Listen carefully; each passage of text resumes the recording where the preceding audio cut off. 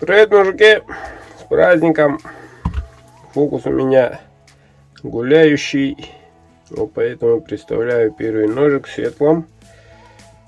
Капик такой, кованый дол, клеймо мастера, 14 сантиметров ровно. Ставка чубуком, подогнан четко. Еще один 14 сантиметров. Вот такой каф, вот такой облизанный.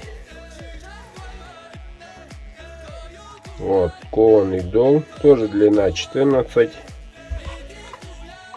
Идем дальше.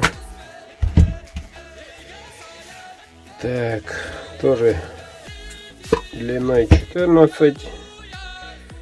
Кап такой. Тут тоже облизанный. Вот такой ножик. И 14, кстати. О, 14,5. Чё? Тогда те самые тоже 14,5 или более. В общем, 3 по 14. Имею в виду цену 14 тысяч рублей.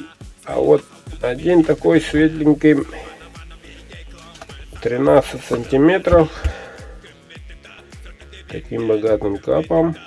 Тут не облизанный. Стомысочный. Без изъянов. Ребят. Тут один тут 13. Светлым.